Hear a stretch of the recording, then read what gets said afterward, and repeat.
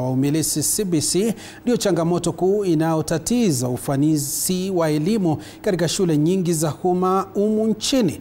Wakizungumza katika warsha iliyowaleta pamoja washikadau mbalimbali wa elimu katika shule ya upili ya wasichana ya Cardinal Otunga Kibabii kwenye kaunti ya Bungoma, viongozi wa walimu wakiongozwa na katibu mtendaji wa kaunti Robert Mandila wameelezea wasiwasi wao kuhusu utekelezaji wa masomo ya gredi ya 10 mwaka ujao. Stephen Omogo ambaye ni mkurugenzi katika Wizara ya Elimu ameelezea umuhimu wa kuwahusisha washikadau wote katika kutathmini mtaala wa umilisi CBC.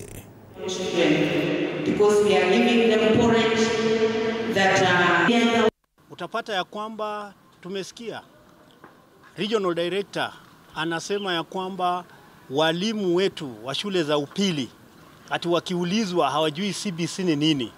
Huo ni ukweli wa mambo kwa sababu hawajafanyiwa retooling. Number 2, hao walimu hata ukiwauliza CBC iko na vitu inaitwa strand, substrand, na sisi masomo ya zamani ni topic and subtopic.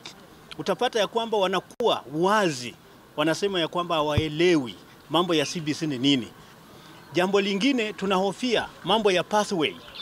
Hao watoto wetu watawekwa namna gani grade 10? Hilo ndio jambo ambalo linatusumbua sisi wakati huu kama wawakilishi wa walimu.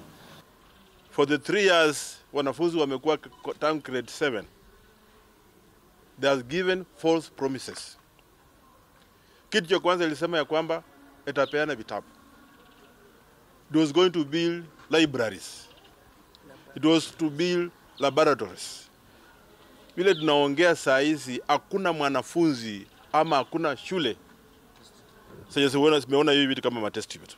Sasa mkisema wanafunzi wako prepared kuingia mambo ya science, wengine waende kwa talent zingine, wataenda namna gani? If you talk about sports, hakuna fields, hakuna mipira. So the government is not serious with education. After this year, they are going to transition into senior school. So part of what has brought us here is to lay bare to the stakeholders the transition guidelines that are going to help us transit these children and place them in grade 10 come 2026. Tunaangazia mambo ya kuhakikisha tunajenga madarasa ambayo ni mazuri, ambayo itafanya mtoto anapoenda shuleni aweze kufurahia hiyo environment. Environment ambayo itafanya mtoto kesho atamani kurudi shule tena.